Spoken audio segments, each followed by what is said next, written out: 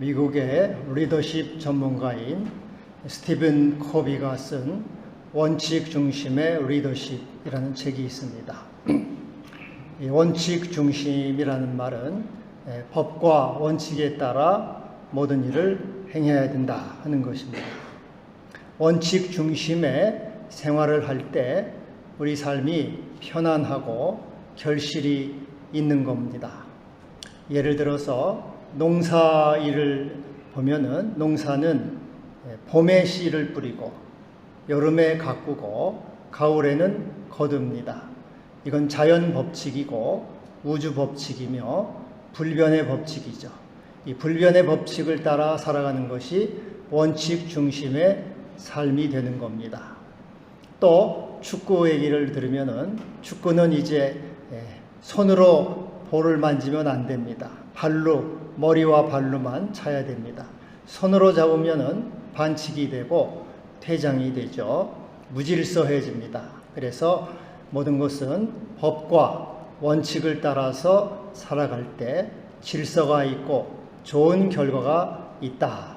원칙 중심의 삶을 살아라. 그래서 이 원칙 중심으로 살아가는 것은 이 안전한 벽에다가 튼튼한 사다리를 놓고 올라가는 것과 같다. 그렇게 말을 하고 있습니다. 그래서 우리가 이 세상을 통제하는 것이 아니라 원칙이 세상을 통제한다. 그런 말을 하고 있습니다. 원칙을 벗어나고 원칙을 무시하게 되면은 무질서해지고 혼란이 오고 파괴가 있습니다. 그리고 결실이 없게 됩니다. 여러분, 나의 삶에 있어서 또 여러분의 삶에 있어서 왜 이렇게 일이 어렵나 안 되나 또 결실이 없는가 여러분 생각해 보시고 혹시 내가 원칙에서 벗어난 것은 아닌가, 원칙 중심의 삶에서 떠난 것은 아닌가, 그것을 살펴보라 이렇게 말하고 있습니다. 오늘 본문 잘 아시는 대로 이 성읍의 터는 좋습니다. 위치는 참 좋은데 물이 나빠서 열매가 맺지를 못하고 자꾸 떨어집니다. 사람들이 와서 엘리사에게 선생님 이 문제를 어떻게 하면 좋겠습니까? 위치는 참 좋습니다. 그런데 자꾸 토산이 익지 못하고 떨어집니다. 그러자 엘리사는 새 그릇에 소금을 담아서 물 근원으로 나아가서 소금을 뿌립니다. 여호와의 말씀이 이제 토산이 익지 못함이나 죽음이 없을지로다. 이렇게 말을 하고 있습니다. 이 성읍의 위치는 좋다. 이 성읍은 보통 신학자들은 여리고성이라고 말합니다. 여리고는 사막의 오아시스와 같이 아름다운 곳입니다. 무화과 나무가 많이 자라고요. 종려나무가 있고 또 관목들, 향기 있는 관목들이 많습니다. 아주 터가 좋은 터입니다. 그런데 이상하게 물이 나빠서 토산이 익지 못합니다. 이 토산이 익지 못하는 것은 말씀드린 대로 열매가 없고 결실이 없고 수고를 해도 그 헛수고를 한다는 것이죠. 또 하나는 이 토산이 없다는 것은 유산을 말합니다. 여자들이 유산을 자꾸 해서 자식을 낳지 못하고 생산이 없는 겁니다. 거기 마지막 절에 엘리사가 다시는 죽음이 없을지로다 한 말을 보아서 이것은 유산이 있는 것을 말하고 있는 것이죠. 그래서 이 성읍의 터는 좋고 위치는 좋지만 그러나 이 물이 나빠서 익지 못한다. 이 말은 오늘날로 하면은 많은 노력은 해요. 또 환경도 좋고 수단과 방법을 잘 강구하고 전략도 좋지만 그러나 이상하게 좋은 결실이 없는 거죠. 결과가 나타나지를 못합니다. 제가 아는 이제 사람이 한 분이 있는데 이분은 이제 외국에 나가서 사업을 하는 분이에요. 오랫동안 사업을 하는데 이제 그분이 하는 말을 들어보면은 이거는 이 일은 99% 된다. 99% 된다. 이거는 이제 된다는 거예요. 그런데 지나고 보면은 안 돼요. 안 되고. 그래서 많은 고생을 하고 시간 낭비를 하고 돈 낭비를 합니다. 왠지 2%가 부족한 거죠. 이 토산이 위치는 좋아요. 방법도 좋고 노력도 하고 여러 가지 비전도 세우고 여러 가지 자기가 할 일은 다 하지만은 뭔가 2%가 부족, 물이 나빠서 2%가 부족해서 이제 이것이 자꾸 떨어진다는 것이죠. 그래서 이 엘리사는 물 근원으로 나아가서 소금을 뿌리면서 이제 이 물이 고쳐졌다. 물 근원으로 나아갔다는 말은 다시 원칙으로 돌아간다 그 말이죠. 원칙 중심의 삶, 법을 준수하고 법을 따라서 질서를 따라서 하나님의 불변의 법칙, 자연 법칙, 우주 법칙을 따라서 삶을 재정비한다는, 내가 내 방식과 내 생각을 따르지 않고 이제는 우주 법칙, 하나님의 법칙을 따라서 원칙 중심으로 행한다 하는 것을 말하고 있습니다. 미국의 사회학자 커밍 워크가 있는데요. 이 사람은 성공을 하기 위해서는 4가지 요소가 필요하다 이렇게 말을 하고 있습니다. 그 하나는 지식, 알아야 면장을 한다고 지식이 있어야 된다. 또 하나는 기술, 오늘날은 기술력 싸움이죠. 삼성도 나노 반도체인가 10억분의 1m를 그렇게 개발을 했대요. 같은 나노 반도체 기술력이 좋아야 되고, 그다음에 지능, IQ, 머리가 좋아야지 성공한다. 4번째로는 태도가 좋아야 된다. 이렇게 말을 하고 있어요. 태도는 성실, 정직, 진실, 공정, 정의, 믿음 같이 눈에 보이지 않는 가치들이죠. 이러한 태도가 좋아야 된다. 그런데 이 4가지 중에서 가장 중요한 것은 태도다. 태도. 이 태도가 90%, 95% 이상 성공에 차지한다. 그래서 아무리 지식이 좋고 아무리 머리가 좋아도 태도가 나쁘면 안 된다는 거죠. 여러분, 정치인들 보세요. 공부도 많이 했어요. 머리도 좋습니다. 잘 돌아가요. 그러나 태도가 나쁘죠. 진실하지 않고 정직하지 않고 거짓말을 하고 불의를 행하고 낙마를 하죠. 또 장관들 청문회에 나와서 이렇게 하면은 학력이 좋습니다. 외국 유학 갔다 오고 박사학위를 받고 집안도 좋고 머리도 좋고 다 좋아요. 다 이 성읍의 터는 좋습니다. 위치도 좋아요. 그러나 물이 나빠요. 태도가 나빠요.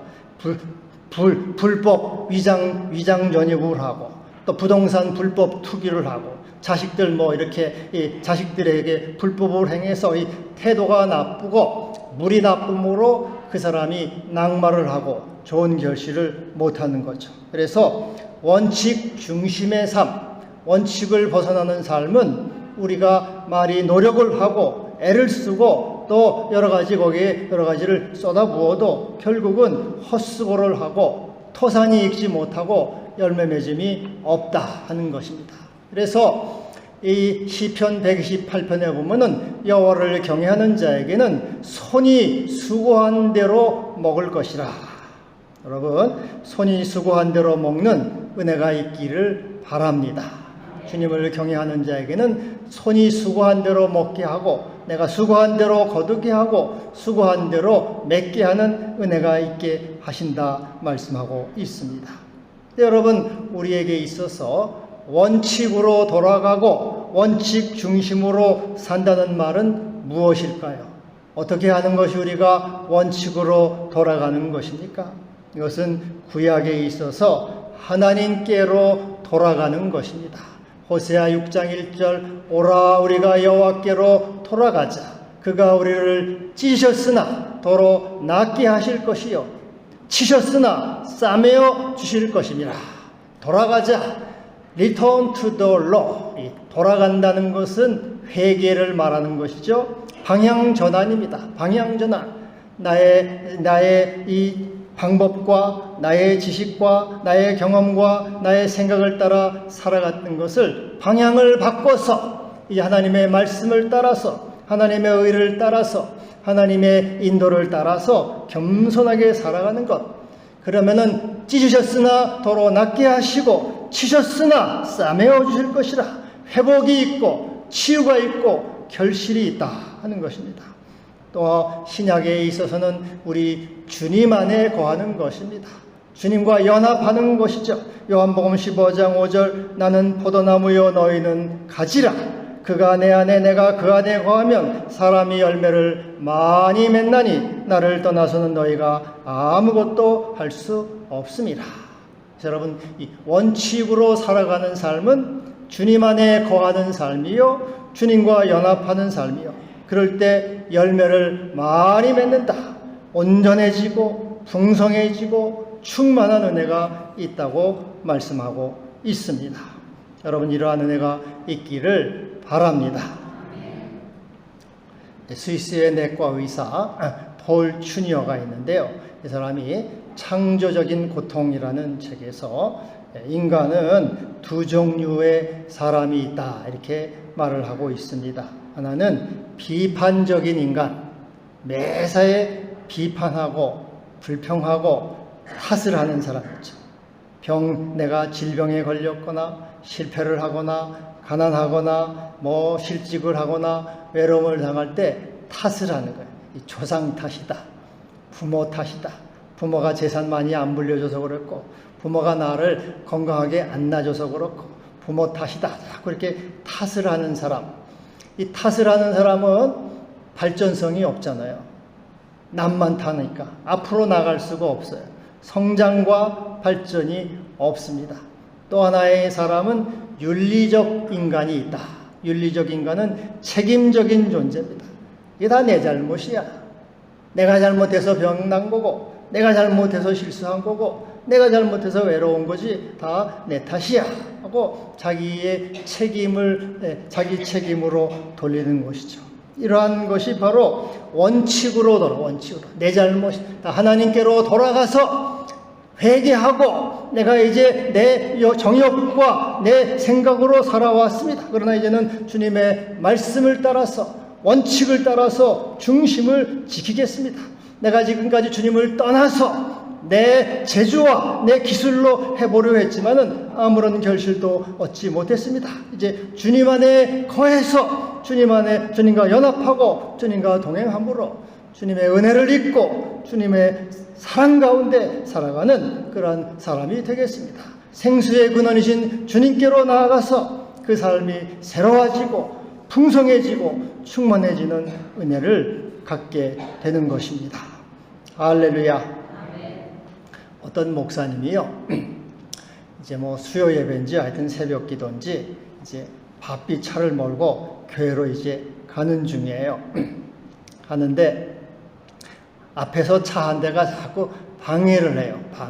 자꾸 이렇게 알짱거리면서 진로 방해를 해요. 바빠 죽겠는데 빨리 가야 되는데 자꾸 자기가 가는 길로 계속 앞장서 가면서 빨리빨리 가지 않고 야구를 올리면서 가는 것 같아서 화가 나가지고 이 차를 확 앞으로 이제 해가지고 야!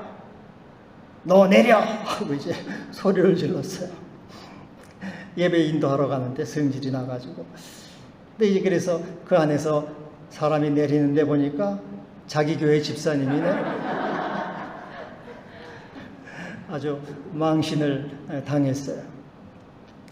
실제로 있었던 얘기인지 아니면은 목사도 실수가 많고 허물이 많은 사람이라고 그런 말을 하는 건지 저는 잘 모르겠습니다만은 하여튼 망신을 많이 당했을 것 같아요. 그런데 하여튼 여러분, 우리는 다 누구든지 실수와 허물이 있잖아요. 약점이 다 있습니다. 이처럼 성질을 자꾸 내서 화를 내고 막 소리를 질러가지고 손해를 보고 본전도 못 찾는 경우가 많아요. 이거 내가 아무리 이 성질 머리를 좀 고쳐야 되겠는데 그거 안 돼. 그래가지고 늘 손해를 보기도 합니다. 또 앉기만 하면 불평하고 불만하고 원망하고 탓하는 게 습관이 된 사람이 있어요. 아이고, 긴 집사 탓, 이 집사 탓, 아버지 탓, 목사 탓, 다 손가락질하면서 다 그놈 탓이라고 원망하고 불평하고 하는 게 체질이 되고 습관이 된 사람이 또 있습니다. 또 마음에는 늘 음란하고 방탕하고 더러운 생각으로 가득했어. 이게 믿는 생활인지 늘 마음에 기쁨도 없고 마음에 이 믿음 생활 하는 거 내가 이게 위선적이고 그 때문에 또 고민이 되는 사람도 있죠. 또 돈 때문에 시험에 들고 술 때문에 또 넘어지고 또 오락을 좋아해가지고 오락 때문에 이거 늘 시간을 뺏기고 게을러가지고 나 이 게으른 것 때문에 사회생활도 잘 안 되고 이런저런 사람들은 다 한두 가지 약점이 있습니다. 또 괜히 쓸데없이 걱정, 근심, 자식 걱정, 무슨 남편 걱정, 손자 걱정, 이제 손자, 손녀까지 걱정이야. 얘가 잘 될까? 다 이 걱정도 발달하고 걱정을 막 사서 하는 그런 사람이죠. 그래서 또 내 마음에 사랑이 없고 인내가 없고 믿음이 없는 것 때문에 자책이 되고 뉘우치고 이거를 고치려고 해도 잘 안 돼요. 여러분 이게 다짐을 하고 결심을 해도 잘 안 됩니다. 자꾸 넘어지고 이것 때문에 내가 괴로움을 당하고 자꾸 내가 낙심하고 넘어진다고 말이죠. 어떻게 하면 이 딜레마 이런 참 고질적인 이런 나의 병에서 이렇게 돌아설 수가 있겠습니까? 이게 바로 하나님께로 돌아갈 때, 주님 안에 거할 때 이것이 차츰차츰 해결이 되는 것입니다. 내가 화를 안 내고 내가 승질을 안 내고 내가 참으려고 해도 잘 되질 않아요. 그러나 주님을 사랑하고 주님 안에 거하게 되면은 주님이 차츰차츰 내 마음에 사랑을 주시고 인내를 주시고 성령을 주셔서 이길 수 있는 그 힘을 주님께서 주시는 것입니다. 또 내가 불평, 불만, 또 원망 안 하려고 해도 속에 쌓인 게 그거예요. 다 쌓였기 때문에 안 나올 수가 없어요. 그러나 내가 주님을 사랑하고 주님 안에 거하고 주님과 동행하면은 주님께서 내 마음에 성령을 부으셔서 감사한 마음을 주셔서 거기서 벗어나도록 해주시는 거죠. 내가 이제 경건하게 살아야 되겠다, 거룩하게 해야 되겠다 해도 그게 안 돼요. 도로아미 탑을 또 넘어진다고 말이죠.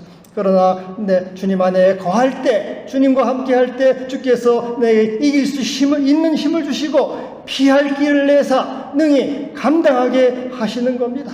그래서 여러분 우리는 주님 안에 거하는 것이죠. 또 내가 돈 사랑, 술 사랑, 세상 사랑, 오락 사랑 이런 사랑 때문에 넘어질 때 주께서 주 앞에 나와서 주님 안에 거할 때 주님께서 새 힘을 주시고 능력을 주시는 겁니다.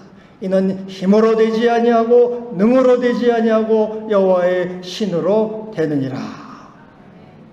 어떤 집사님이 저한테 이제 가지고추를 좀 갖다 줬어요. 여러분 가지고추 아시죠? 가지하고 고추하고 이제 이렇게 접붙인 건데 이 가지 색깔이 나잖아요. 가지 색깔이 나면서 고추는 이제 매운맛은 없어졌습니다. 그래서 가지고추를 맛있게 이제 먹는데 여러분이 이 식물들이 이렇게 접붙이게 되면은 성질이 변하잖아요. 고추가 가지처럼 되고 오이고추도 있고 하여튼 많아요. 다 접붙이게 되면 그 성질이 변해가지고 새 맛이 되잖아요. 근데 우리 인생은 돌감나무. 너희는 돌감나무. 로마서 11장에 우리 인생은 돌감나무 쓸모없고 맛도 없고 맛대가리도 없고 다 길바닥에 버려야 되는 돌감나무. 그런데 우리가 참감나무이신 주님께 접붙임을 돼요.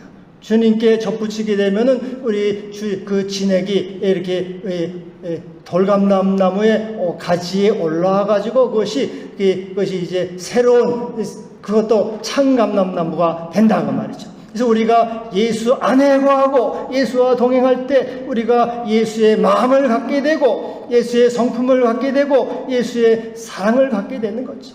힘으로 되지 않고 능으로 되지 않지만 여호와의 신으로 되는 겁니다. 그래서 오라 우리가 여호와께로 돌아가자. 그가 우리를 찢었으나 다시 낫게 하실 것이라.